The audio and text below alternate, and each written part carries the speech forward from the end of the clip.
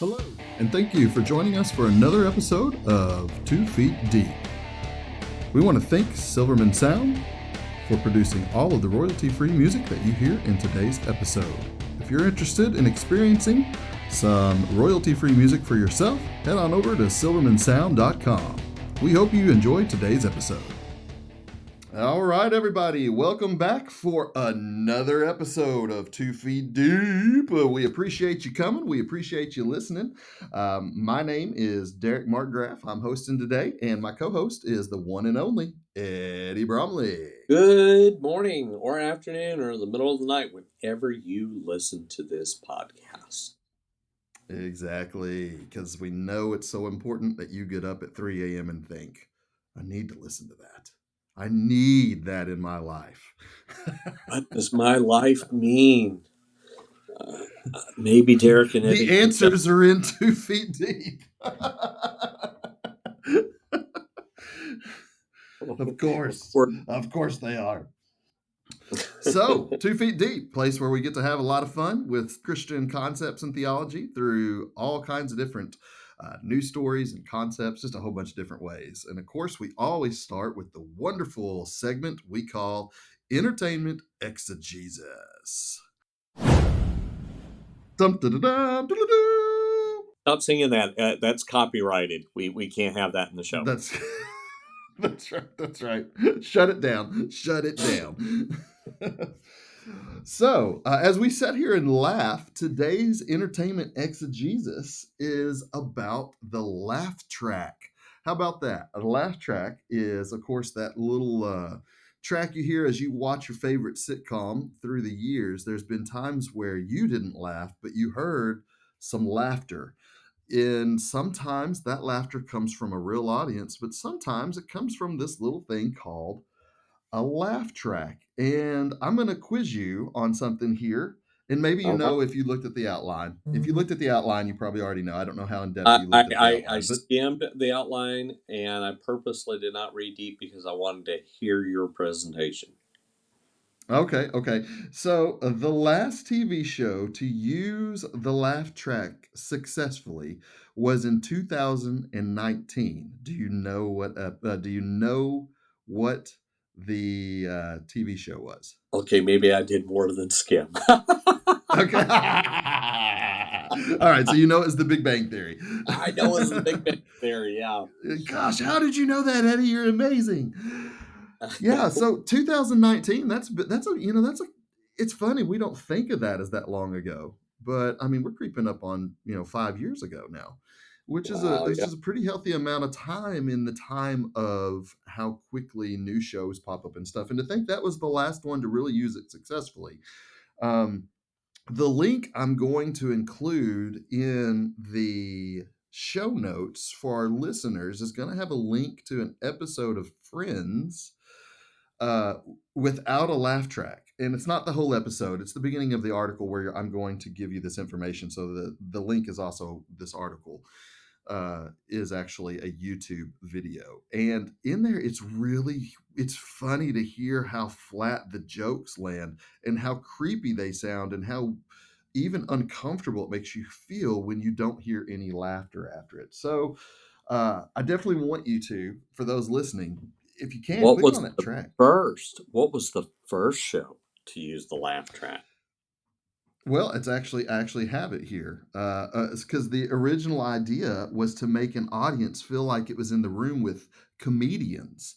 And so originally, comedians tried to use it on their specials. However, in 1950, the Hank McCoon Show was the first TV show to actually do it. And then I Love Lucy was the first to use a live audience because the laugh track, as we all know, can begin to feel a little weird at times. Sometimes it can feel out of place. So the answer to that was to actually bring in live audiences that could actually live in real time laugh at the jokes. And so, TV shows begin to feel like that was maybe more the answer. And really what they gathered from this is that emotions are more elevated and easily manipulated when we're actually in groups together. And so this idea was to make you feel like you were in the group of people, whether you were sitting at your home or whether you were actually in the live audience, because guess what? Laughter is contagious. Wow. 1953, the laugh box was invented by Charles Douglas to sweeten laughs. The idea of sweeten laughs just means to kind of encourage them, but not overuse it. So it was used to help prompt enjoyment and laughter, but it could be overused and annoying, which is why sometimes it feels out of place to us in episodes that we've heard that actually use a laugh track. And you didn't quite laugh at the joke, but there's this great burst of laughter, and you're like, okay, that joke wasn't that funny, or you kind of, it kind of feels out of place. So shows went from audiences to only laugh tracks and then back to audiences, and there's kind of been this ebb and flow of which ones worked better. But ultimately, what I want us to take from this idea is that we want to be a part of a group. And this is why we still enjoy reruns that used laugh tracks or reruns that used live shows, still to this day, is because you want to feel like you are a part of something. Anything that you want to add to that before I tie it in biblically? Well, it's funny, and entertainment has taken lots of weird twists. And art always pushes boundaries, but there have been some postmodern shows that try to capitalize on you feeling lonely, and they think about the show "Don't Hug Me, I'm Scared," which is really tries to overemphasize that you're all by yourself, maybe the only person even watching this, and you're locked in an experience that, and it's a very dystopian kind of thing to do. But the reality is that media by itself actually is can be simultaneously an isolating event, an event that pulls us all together. And I think we've talked about this before. We've talked about the days of the water cooler show where you knew everybody was watching the show kind of in the same time. And you'd show up the next day, and at least a lot of your colleagues would have watched the show together. And there was a sense of that uniting us and making us feel part of something bigger than ourselves. And so you think about what the laugh track does. The laugh track tells you you're not alone. You're enjoying something that other people are enjoying, even though you might be sitting in your home all by yourself. You're not isolated. And I don't know. I mean, I kind of wrestle with all the mixed signals that is, right? I mean, uh, are you alone or are you not alone? I mean, if you're sitting there all by yourself, are you alone? Even if you are watching something that a million other people are watching, are you really part of a group?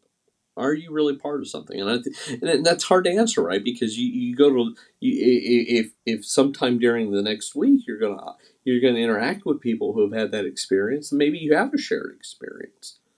What if you don't? What if you don't? What if the laugh box is really your only community? Isn't that an illusion? I don't know. This raises lots of interesting questions for me. Hmm. It's funny because when I brought this up, I hadn't really occurred to me to think that maybe because of based on the way you feel, you weren't a part of the group. Um, and of course, that certainly is a very, very, very important aspect of being a part of any group is to feel the connection.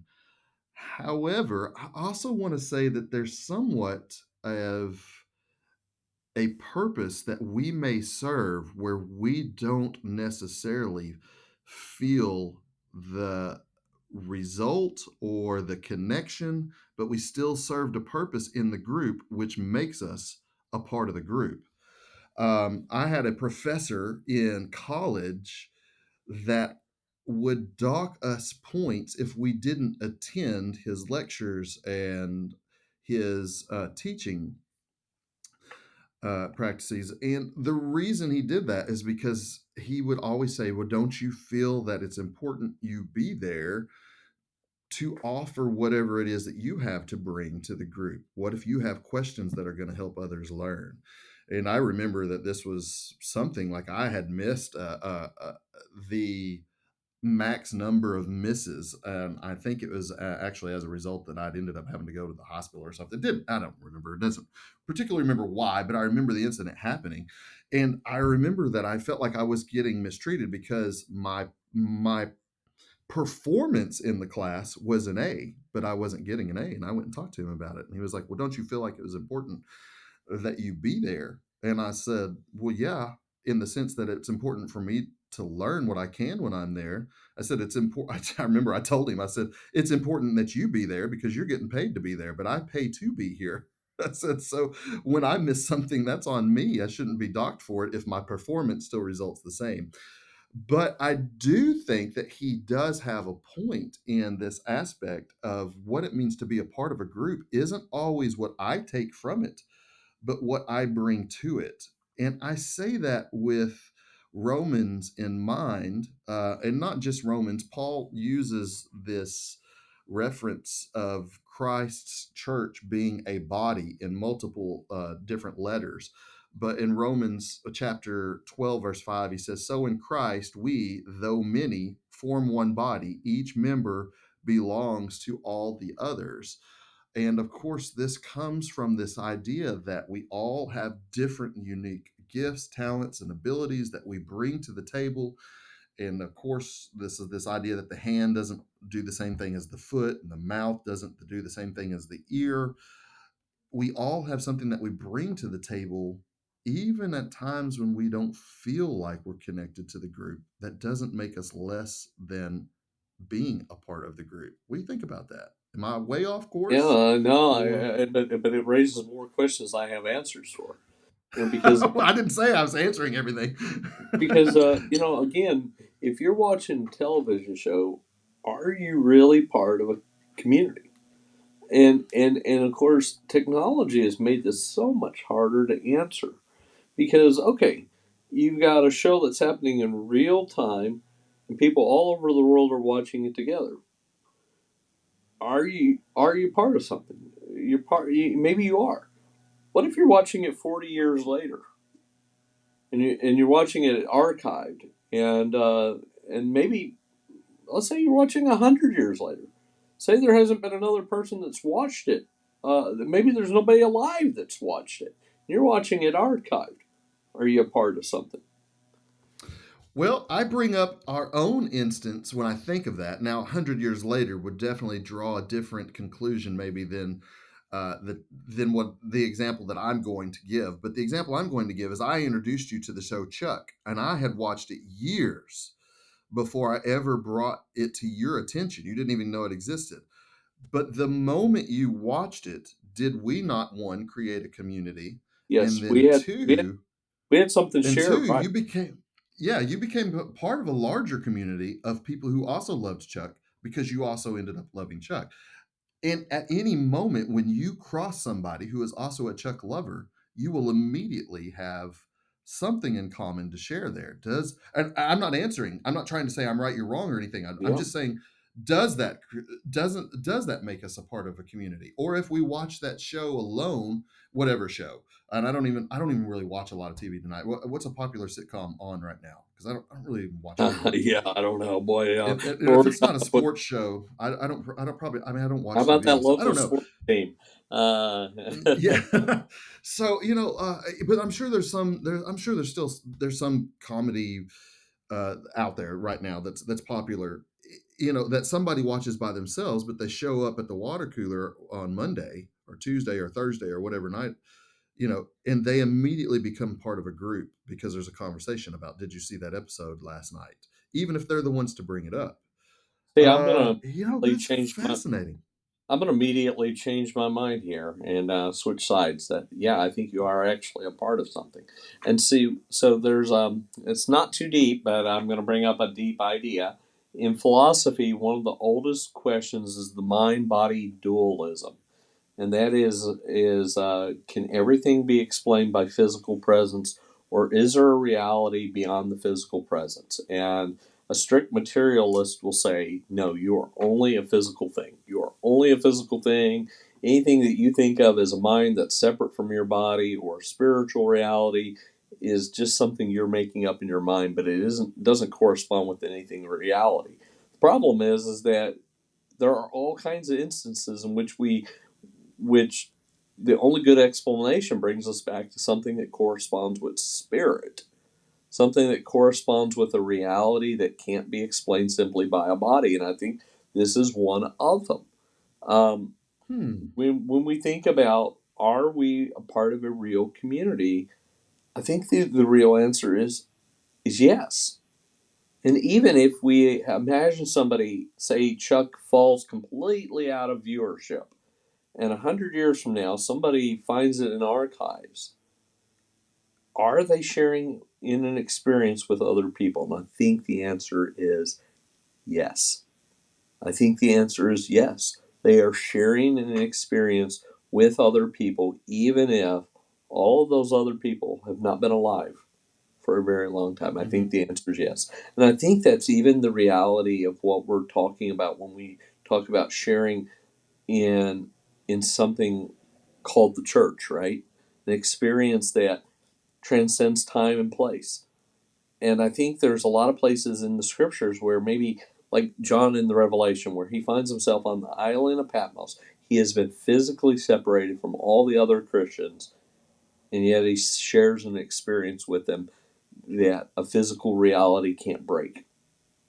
That's very good. Actually, I think of the hymns that we sing, and both of us being Methodists, and one of the most prolific hymn writers of ever was Charles Wesley. And I think about the songs like "Oh for a Thousand Tongues to Sing" or "Hark the Herald Angels Sing," probably two of his most famous hymns that he has written.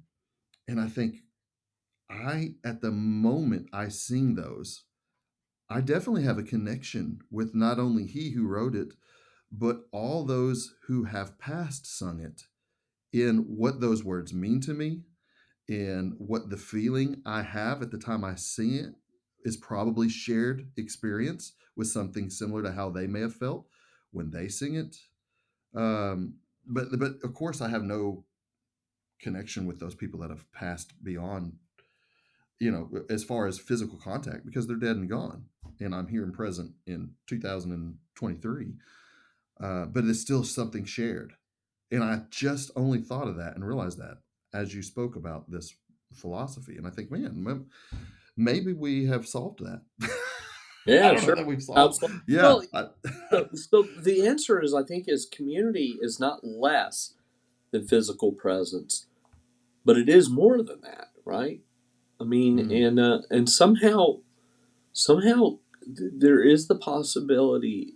I think obviously the desire would be, that the physical community would always be together in some physical, real way. And real may not be the word, but in a physical way, that we'd be physically present to each other. But but we have capacity for community even when physical presence is not possible. And I think strangely, I think Laugh Track reminds us that somehow joy, laughter, all of that is something that has to be shared in order to keep it from becoming something very dark and cynical. I think it's something that has to be shared. And I think what Laugh Track does, either successfully or unsuccessfully, we can argue for whether it does it well or doesn't do it well, but it's an attempt to try to keep and maintain and create and remind us of community, right? Yeah. yeah.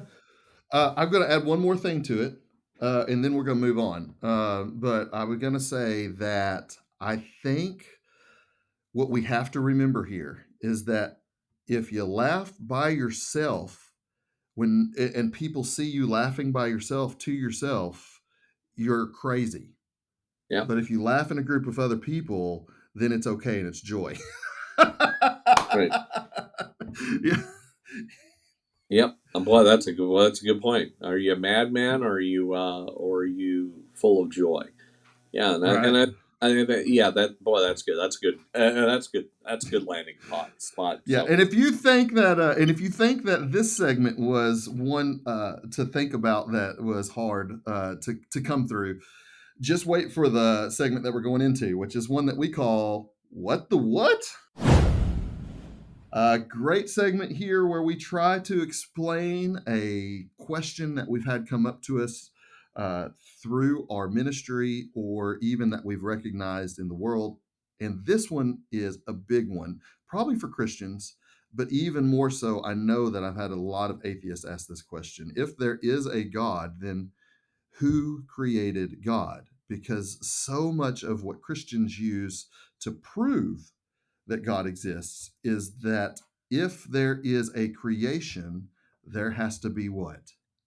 creator. Exactly. If there is a creation, there has to be a creator. And so then the question comes, who created God? And this is a tough one. I'm not going to lie. I'm not going to say anything that I'm going to say, well, will definitely answer that question for you. But I'm going to at least try to give us an attempt at some bigger perspective beyond ourselves.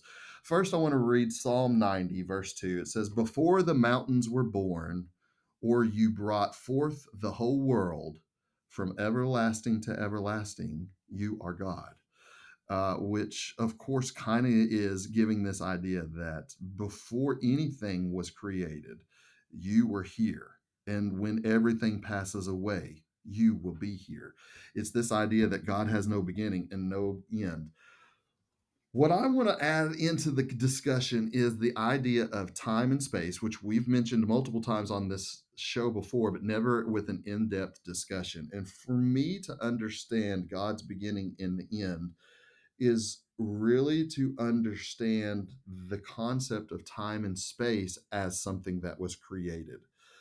And as it being created, time and space, I believe, was created by God. And since it was by God, he must be outside of both time and space. He doesn't exist in space, which is not a concept I can grasp. And he doesn't exist in a time frame, which is not a concept I can grasp.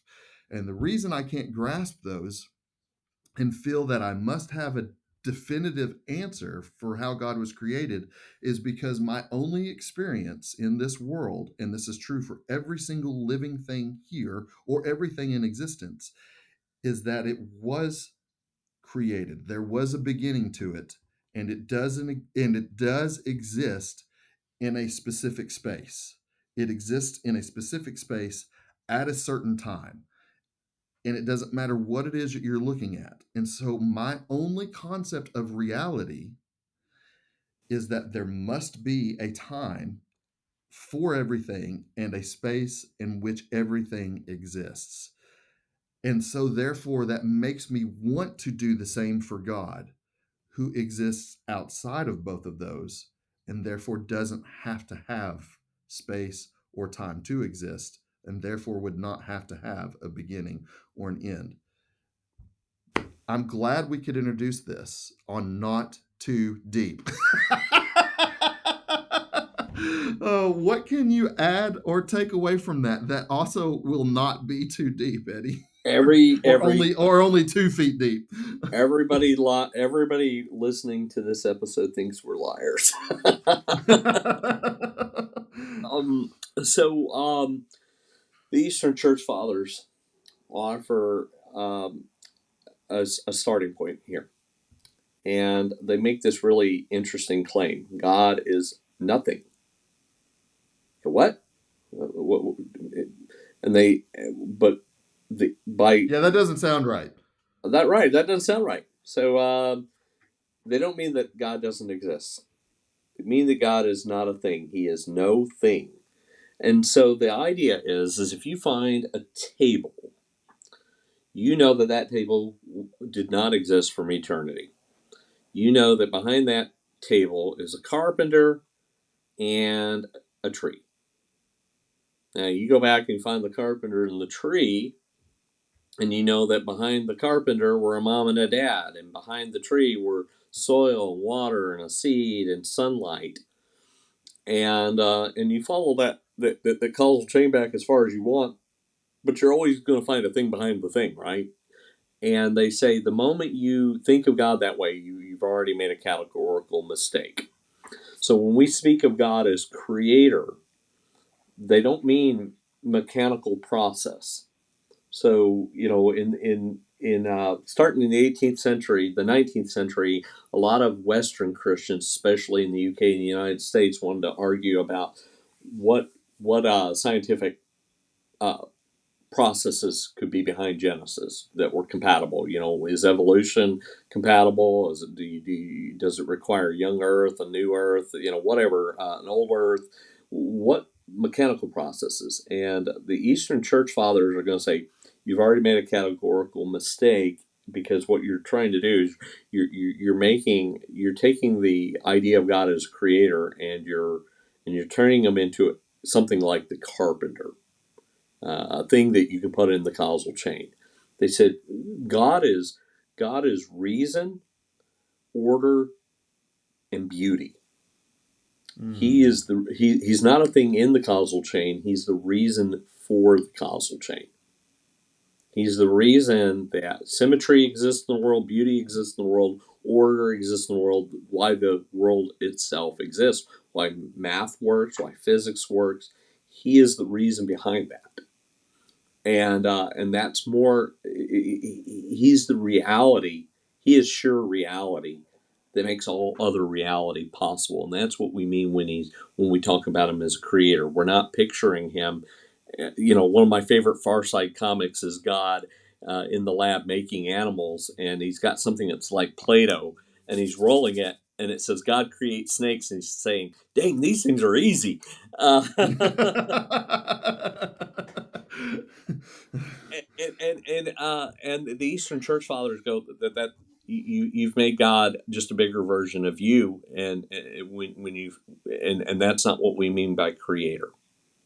We mean Right. he's the reason behind why creation exists at all. Yeah. I think the important thing to take away there is the idea that when we even ask that question, we're creating God in our image at that point, That's exactly right.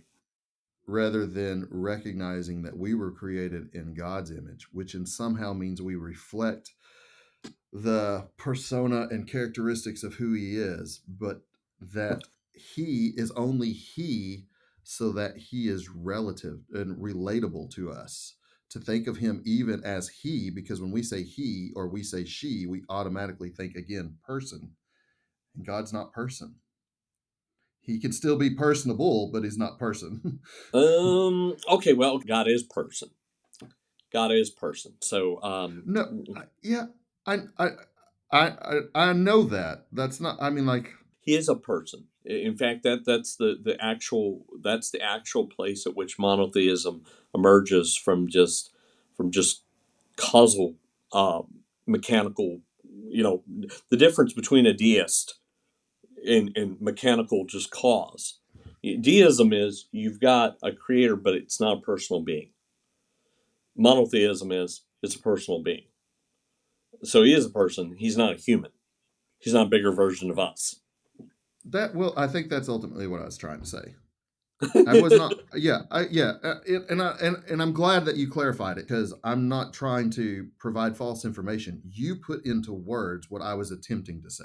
Oh, okay. Obviously, we are dealing with difficult ideas here. So, I mean, Yeah, even yeah, yeah, and I think it's okay. I think it's even okay for people to hear two trained theologians say, "Oh, wait a minute, no, back up, think through this." yeah. I And think that. Yeah, I think that you were defining in better terms what I was trying to say, and I didn't have the words, and so I used person. And you're right, I was wrong. And I don't think that you were trying to point out that I was wrong, but I think that you were trying to say, well, wait, let's clarify what we're trying to say here because God is person, but God is not human. And I think those are two different terms. Those, yeah, and I think that's a better understanding with how you defined that. And I wasn't doing a very good job of it. what we mean by person, when we talk about God as a person, God has a will, right? So he desires Yeah. certain things. And there's certain things he Yes. doesn't desire, certain things that he doesn't think are okay. That God has agency. that God has creativity, that God's not locked into the laws. The laws of nature reflect God, but he's not sort of trapped by them. In the same way that you're trying to articulate that he's not trapped by time, he's not Right. trapped by Space. space, but you are rightly pointing out that when we use the pronoun he or any other pronoun, we're actually slightly incorrect because now we're assigning to God something that doesn't really actually fit, right? So God's not a sexual being, God's not a gendered being. So Right. we use Right. he, and we have to immediately Which say, is human. Yeah. which is human. And God provides that language for us. But it's funny that even in the Old Testament, even the oldest parts of the Bible, there's a few places where God stops and goes, "Now, you actually know I'm not a man, right? I'm not a bigger Right. version of you. That's not Right. actually what I am, but I'm using this language because it helps you to understand I am a personal being." Yeah. So it's Yeah. interesting that Boy, the that was old parts of the Old Testament say that. Yeah, go ahead. yeah.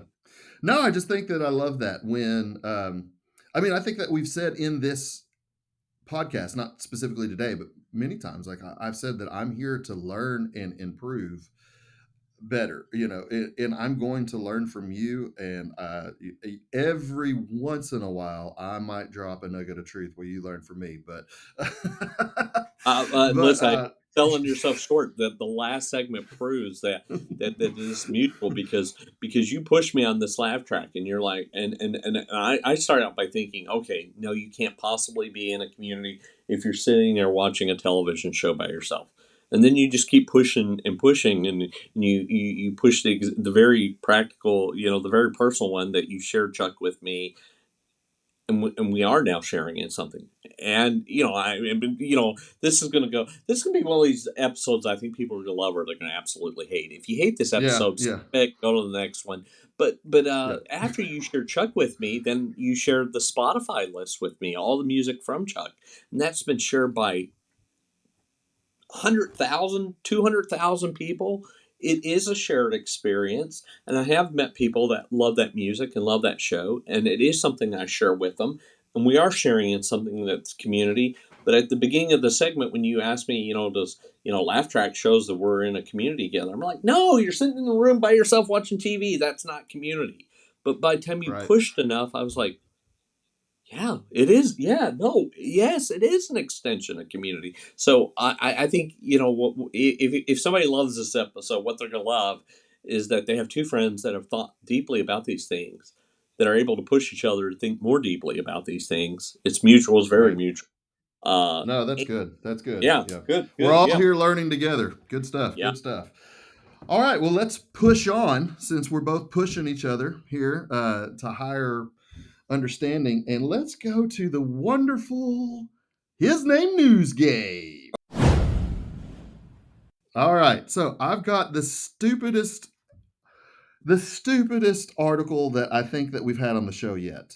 This Yay! is called 21 Old and Odd Directional Words. Directional words would be in the most easiest thing to say forward or backwards, or to move onward, or to stop making it awkward. All those are directional words. You following with me so far? I think so. So here is a list of historical words in the English language that are directional words that have actually been used, but they're uncommon. And I'm going to list them for you because they are ridiculous. There is moonward, which of course is to go towards the moon. There is deathward and graveward, which are descriptions of dying. There is clodward, which I have no idea what that earthy. I think. Earth, yeah, I would think Earth, like maybe going towards Earth. Yeah, okay. Maybe if you're on the sea, you're going to Clodworth. I don't know. Okay, Yeah, yeah. don't worry. They're gonna get worse. Don't worry. There's netherward, which is a term for moving downward. There is heavenward and firmamentwards. Firmamentwards. Firmamentwards. FIRMAMENTWARDS, firmament words, which of course both mean heavenly word, or I guess skyward. There is Godward and Devilward, which are pretty self explanatory. There is grouse words, which of course would be a cousin of chicken words or ostrich words, which I guess means in the direction of that particular bird. I'm looking that this one one, up. Keep going, keep going. I'm looking that this one up. this is we're only on number 11. This is my favorite one. Pocket words, which clearly means towards your pocket. There's mother words. There is romance words, palace words. Apparently, you can anything that is in a specific direction. Apparently, you can put it before the suffix wards, and it can become a directional words. There's self words. There is couch words, which means, of course, towards the couch. There is nasal words or nose words, which is towards your nose. Uh, Tither word, which is like that away. I guess like over there, tither words. There's tavern words, which I'm sure is a favorite of many. Pancake words, which was of course a favorite of mine, because I always want to be moving in the direction of pancakes. So, what do you think about? Give us some good biblical theology about these directional words. Oh my gosh. Oh my goodness. Okay. Yeah. This is, I just, it's got Uh, to be the uh, stupidest article I've ever read in my life. I was like, oh, this is gonna be really interesting. I'm gonna learn a lot of good words here. so I tried to look up grouse word, and the Oxford dictionary said I needed to pay a subscription fee to. Sorry, we're not gonna give that one to you for free. That is for our special subscribers. Oh, Only. oh my Right goodness. now, I just want you to know I am facing microphone words. Micro, but yeah, gosh, I mean, so some of these, I mean, some of them, it's funny. I think, man, holy buckets. Yeah, this is. I found your As art. always, I will link the article. Wow, wow. Okay, okay, I did find. Okay, so all right. So grouse word would be for pheasant hunters, and it would be if you were obviously a big part of hunting is actually tracking the animal down, and it would have to do with knowing how to find this animal, right? So it would have, and if you did not have any idea of how to find this animal, you're probably not going to have any luck hunting it. And so um, it's about bearing. So, well, okay. So what I think about how pilgrimage is it is probably one of the key metaphors in the Old New Testaments about following God. I mean, really, even that idea of following, it means that, that you're going somewhere. It's not stagnant. So this is going to be silly, but I'm going to actually tie it into two things. I'm going to tie it to Star Wars and Star Trek. So there was this really weird, interesting thing on Reddit for a long time about, were religious people more inclined to watch Star Wars or Star Trek? And the idea is Star Wars is really a static universe for everything else going on in Star Wars. Star Wars really is a universe that stays pretty much the same forever and ever and ever. It has technology, but it's not really going anywhere, right? And the idea on Reddit was, well, are religious people more backwards looking? Like you want to create this golden age from the past. And sometimes that can happen within religious people. But Star Trek's a very forward looking. It's always about, okay, where is humanity going? And I really have always made the argument that far from being something that secular people are more drawn to, Star Trek may be more biblical in that Christianity and Judaism don't have our golden age is not in the past. It's still to be created. And when you start with Abraham, Abraham is to leave what's familiar, to follow Mm. after the call of God. When you go all the way to the New Testament, and the first disciples leave their nets to follow Jesus to where?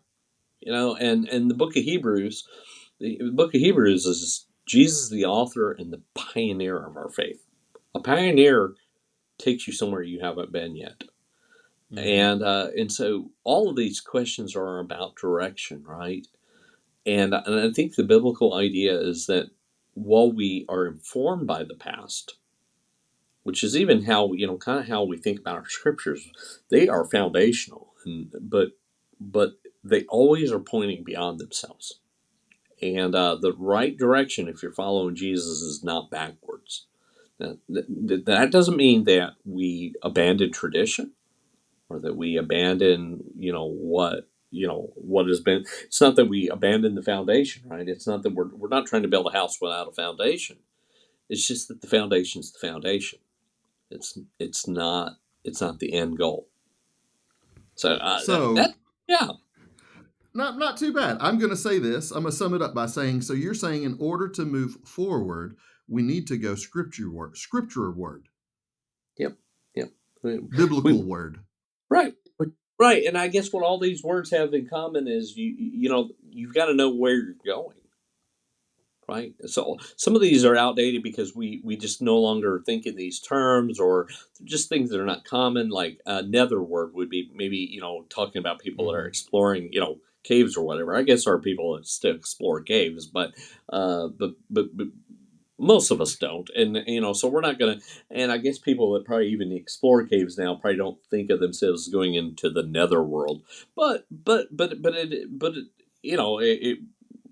it at some point that term made sense, and it gave some bearing, right? It told them where they were going, what they were aiming for. Firmament, probably, I don't know if it's that one's ambiguous. Are they talking about sky, or are they talking about land? I don't know, but somebody that was navigating somewhere, that term helped them know where they were going. Right, right. Even ground, Supposedly, I'm not sure. How. supposedly Yeah, that pocket ground word. word. That one really. Pocket word really describes where people are headed. Pocket word, that one. It Eh, into the pocket, into the pocket.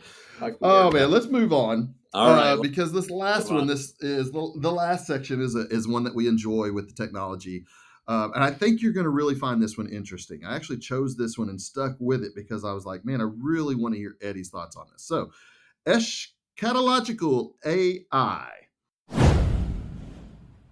Woo! All right, so this comes from an article entitled 8 Billion Years Old Radio Signal Reaches Earth. So that right there is intriguing. Now, the article is by Orville Redenferber. Now, I'm pretty sure that's a made up name, but we're going to continue He's on. the popcorn guy? F. He's the popcorn guy? No, that's Orville Redenbacher. Oh, sorry, Orville. Another Well, Orville. Yeah. this is a play. Yeah, the last name Redenferber is actually a play on these first radio, or excuse me, fast radio bursts, which is a signal, FRBs.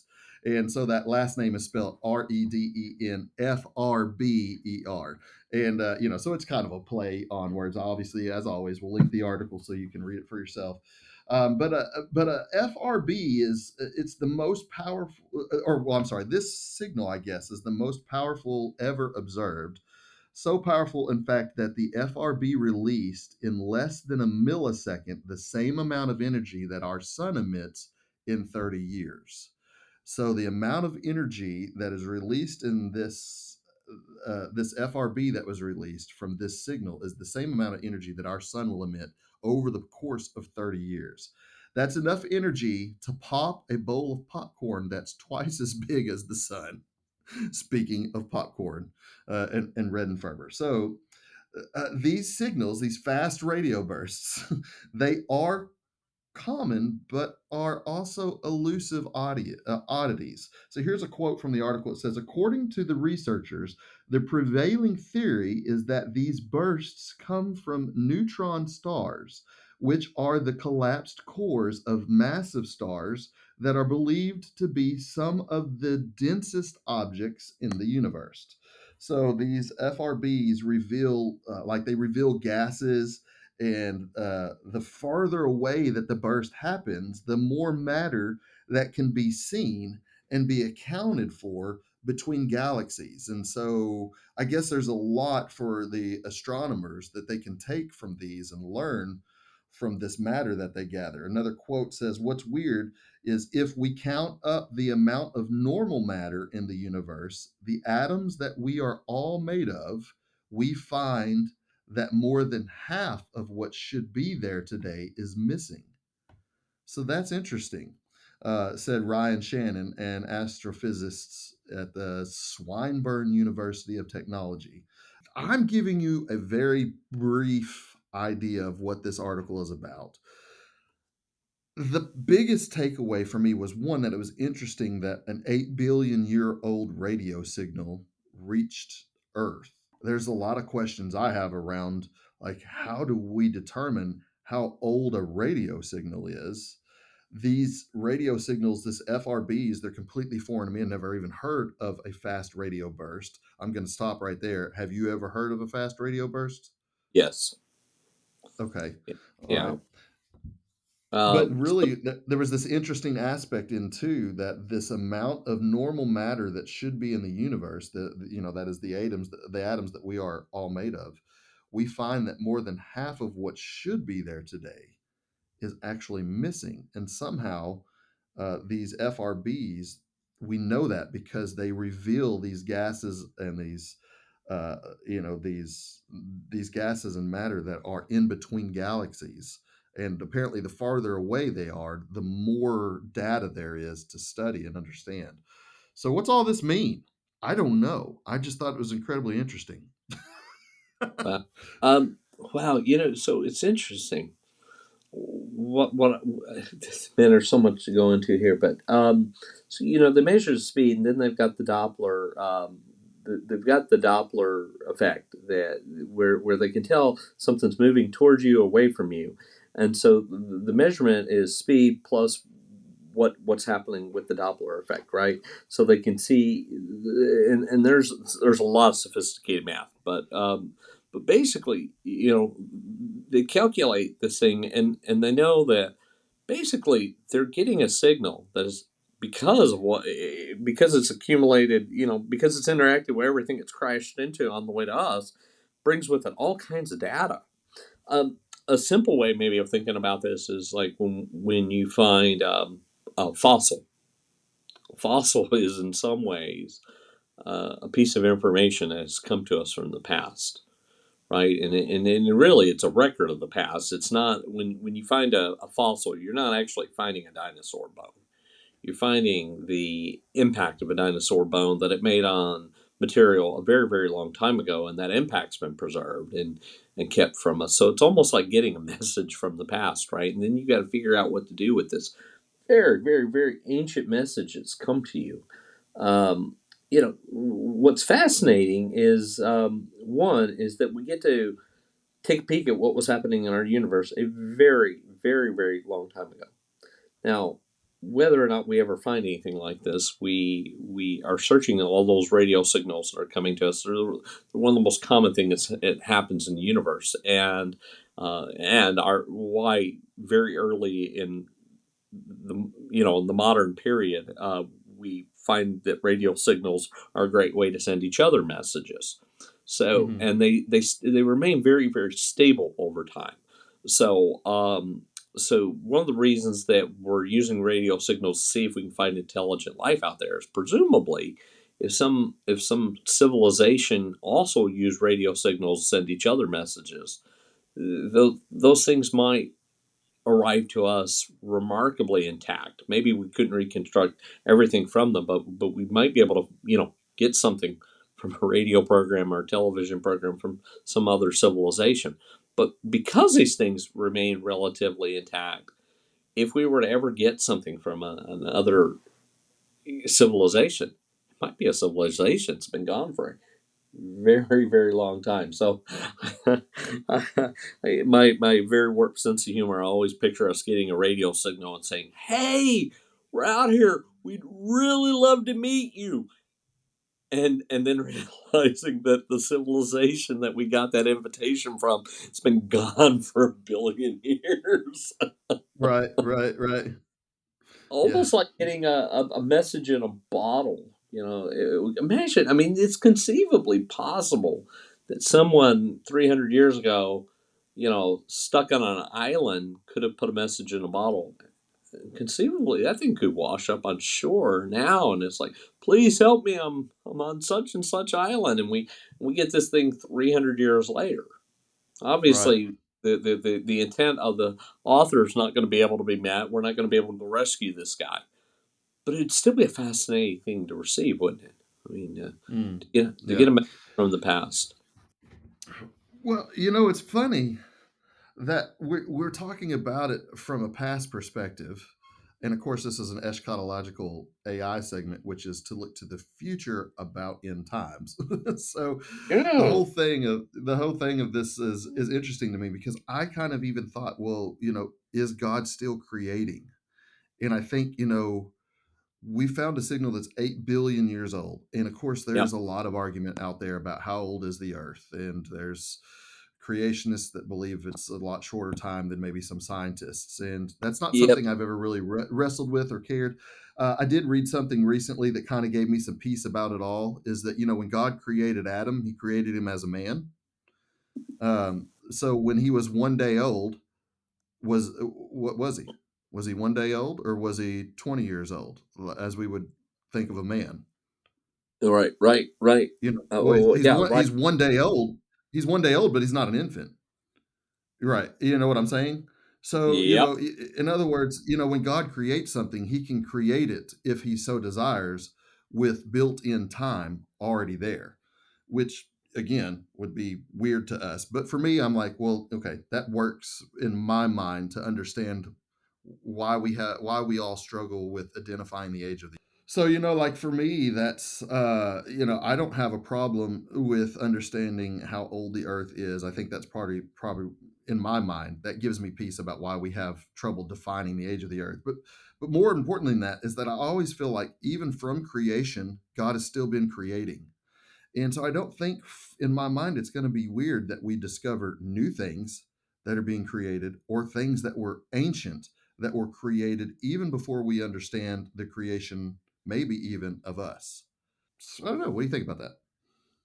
One of the things that we have visited in this podcast now like three times is the very idea of time itself.